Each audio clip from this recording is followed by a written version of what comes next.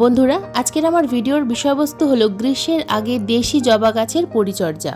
সম্পূর্ণ গ্রীষ্মকাল এবং বর্ষাকাল প্রচুর পরিমাণে ফুল পেতে হলে কিভাবে আমরা আমাদের বাগানের দেশি জবা গাছগুলোর পরিচর্যা করব, কোন জৈব খাবার এই সময় আমরা আমাদের বাগানের দেশি জবা গাছগুলোতে প্রয়োগ করতে পারবো, যে খাবার প্রয়োগ করলে গাছে ফুল তো ফুটবেই, তার সাথে সাথে গাছের স্বাস্থ্যও ভালো থাকবে, গাছের একটাও পাতা হলুদ হয়ে ঝরে পড়বে না, কুঁড়িগুলো হলুদ হয়ে ঝরে পড়বে না। তাছাড়া সম্পূর্ণ ঘরোয়া ফাঙ্গিসাইড বা পেস্টিসাইড আমরা কিভাবে গাছে প্রয়োগ করতে পারবো সব কিছু দেখাবো আজকের এই ভিডিওতে। আজকের এই ভিডিওটা যদি তোমাদের ভালো লাগে, যদি কাজে আসে, তাহলে হাইপ করে সাবস্ক্রাইব করে চ্যানেলের পাশে থাকার অনুরোধ রইল। আজকের এই ভিডিওটা সম্পূর্ণ মনোযোগ দিয়ে দেখতে থাকো বন্ধুরা, একটু স্কিপ করে দেখো না। স্কিপ করে দেখলে কিন্তু অনেক কিছুই অজানা থেকে যাবে। নমস্কার, আমি লাবণী, আমার বাগানে তোমাদের সবাইকে জানাই স্বাগত। বন্ধুরা, জবা মূলত একটি গ্রীষ্মকালীন ফুলের গাছ।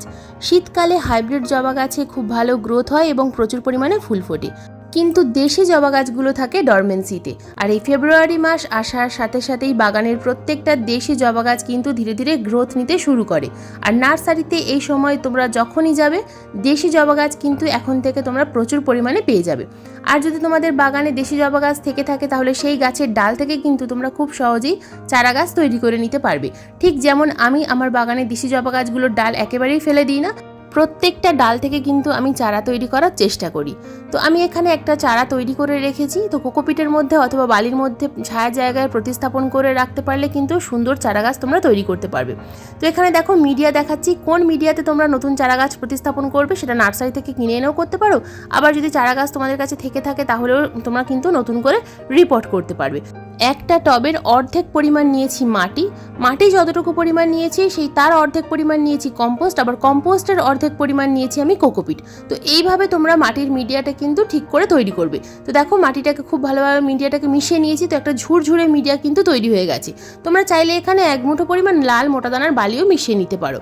তো দেখো আমি ড্রেনের ঝোলটা তৈরি করে নিয়েছি, নিচে ঢেউ খেলানো খোলাম কুচি দিয়েছি, তার উপরে দিয়ে দিলাম সামান্য পরিমাণ কোকোপিট। তো কোকোপিট দেওয়ার অর্থ হলো সরাসরি মাটিটা যেন ড্রেনের ঝোলের মুখটা গিয়ে বন্ধ না করে দেয়, কারণ বর্ষাকালে এই গাছটা আমার এই টবেই থাকবে। তো তাই ড্রেনের ঝোলটা খুব ভালোভাবে আমাদেরকে তৈরি করতে হবে। ড্রেনের ঝোল যদি ঠিকঠাকভাবে তৈরি করা না হয়, কিন্তু গাছ মারা যাবে। আর এখানে একটা বিষয় তোমরা ভালোভাবে লক্ষ্য করো, ডাল প্রতিস্থাপন করার পর খুব সহজে কিন্তু খুব তাড়াতাড়ি এত শিকড় আসবে না। গাছ প্রতিস্থাপন করার পর অন্তত 1 মাস সময় লাগে রুট আসতে। রুট আসার পর যখন দেখবে যে গাছের পাতা গ্রোথ আসছে, নতুন নতুন গ্রোথ শুরু হচ্ছে, তারপর কিন্তু তোমরা রিপোর্ট করবে। তার আগে তোমরা রিপোর্ট করতে যাবে না। তার আগে রিপোর্ট করলে গাছটা কিন্তু ঠিকভাবে সার্ভাইভ করতে পারবে না। নতুন মাটিতে প্রতিস্থাপন করার পর দেখবে গাছটা শুকিয়ে যাচ্ছে বা মারা যাচ্ছে। তাই গাছের রুট বড় হলে তারপর নতুন টবে রিপোর্ট করবে। দেখো গাছটা কিন্তু আমি প্রতিস্থাপন করে দিলাম এবং দিয়ে দিচ্ছি ভরপুর মাত্রায় জল দেওয়ার পর জলটা ড্রেনের ঝোল দিয়ে বাইরে বেরিয়ে গেলে এই সম্পূর্ণ টবটাকে তোমরা একটা ছায়া জায়গায় রাখবে, অন্তত 1 সপ্তাহের জন্য ছায়া জায়গায় রাখবে।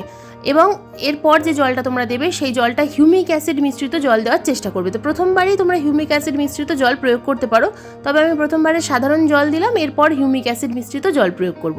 1 সপ্তাহ পর থেকে গাছটাকে তোমরা ফুল সানলাইটের মধ্যে রাখতে পারবে। বন্ধুরা, এবার আসি বাগানের পুরনো যে সমস্ত দেশি জবা গাছ আছে সেই গাছে আমরা কি কাজ করব। তো দেখো আমি কিন্তু প্রায় 15 দিন আগে এই প্রত্যেকটা গাছের হার্ড প্রুনিং করে দিয়েছিলাম। তো হার্ড প্রুনিং করার পর গাছে কিন্তু নতুন নতুন কচি কচি পাতাও এসে গেছে। এবার এই গাছে আমি সফট প্রুনিং করব, কারণ এবার যে ডালগুলো আসছে এই ডালের মধ্যে কুঁড়ি চলে আসছে। এই কুঁড়িগুলো আমি যদি রেখে দিই, ডালগুলো যদি রেখে দিই, তাহলে ডালগুলো অনেকটা লম্বা লম্বা হয়ে যাবে এবং আর গাছটা ঝোপালো তৈরি করতে পারবো না। তাই এই মুহূর্তে আমাদেরকে কিন্তু যে কাজটা করতে হবে সেটা সফট প্রুনিং করতে হবে। তো কীভাবে সফট প্রুনিং করতে হয় সেটা কিন্তু আমি ভালোভাবে তোমাদের দেখিয়ে দিলাম। দেখো খুব ভালোভাবে সফট প্রুনিং করার পর নিচের দিকে যে ছোটো ছোটো ব্রাঞ্চগুলো থাকবে এই ব্রাঞ্চগুলো কেটে দেওয়ার চেষ্টা করবে। নিচের দিকের ব্রাঞ্চগুলো রাখলে গাছে খাবার প্রয়োগ করতে একটু অসুবিধা হবে।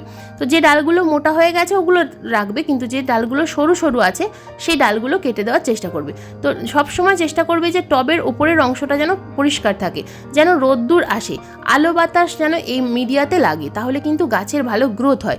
যদি নিচে প্রচুর পরিমাণে পাতা থাকে তাহলে কিন্তু মাটিতে ফাঙ্গাস অ্যাটাক করবে। এরপর যে কাজটা আমাদের করতে হবে, রিপোর্ট করতে হবে। যদি তোমাদের গাছ ছোট টবে থাকে তাহলে অবশ্যই সেই গাছটাকে তোমরা বড় টবে প্রতিস্থাপন করে দাও, আর তা না হলে রুট কাটাই ছাটাই করে সেই একই টবে প্রতিস্থাপন করে রাখতে পারো। আমি এই গাছগুলোকে 10 ইঞ্চি টব থেকে 20 ইঞ্চি বালতিতে প্রতিস্থাপন করেছি।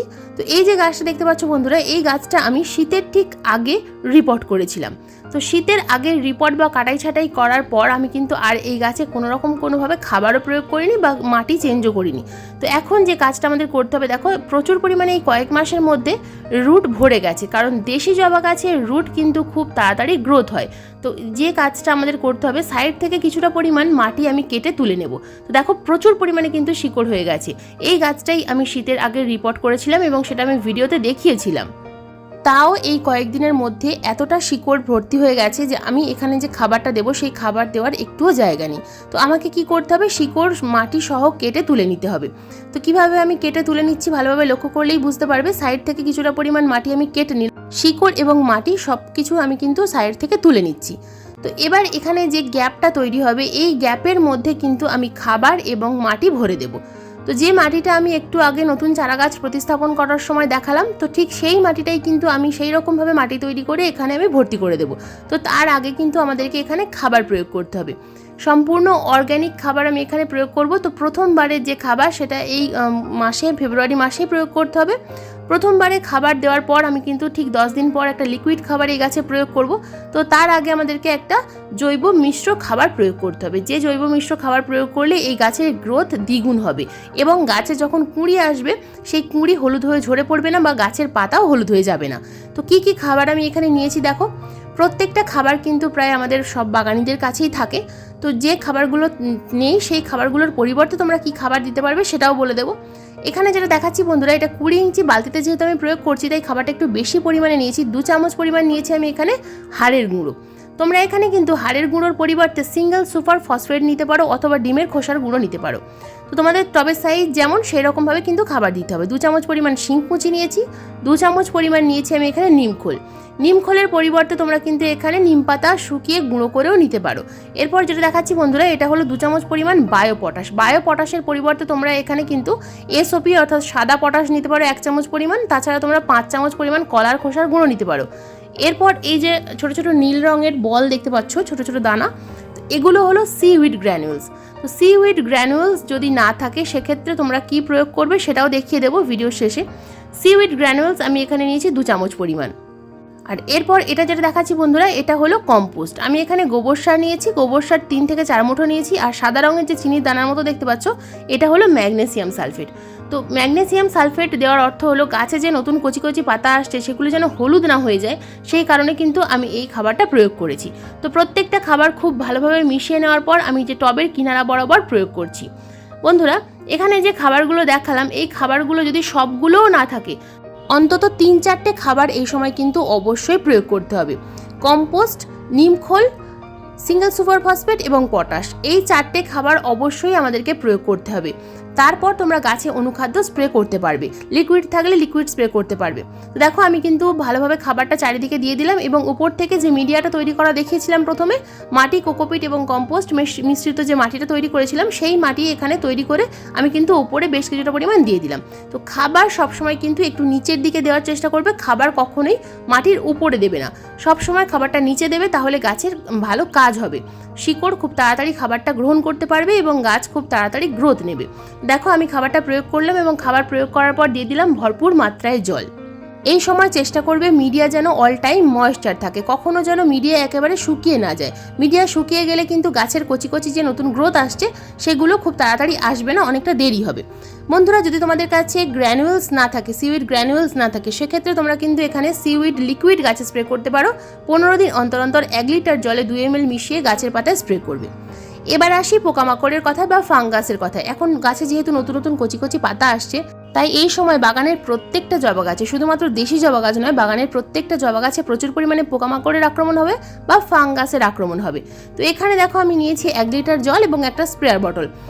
1 লিটার জলের মধ্যে প্রথমেই দেবো আমি 1/2 চামচ পরিমাণ হলুদ গুঁড়ো। বন্ধুরা আমরা সবাই জানি হলুদ গুঁড়ো ন্যাচারাল ফাঙ্গিসাইডের কাজ করে, তাই হলুদ গুঁড়ো এখানে আমি 1/2 চামচ পরিমাণ নিয়ে দিলাম। হলুদ গুঁড়োর সঙ্গে এরপর যে উপাদানটা আমি মেশাবো সেটা হলো বেকিং সোডা।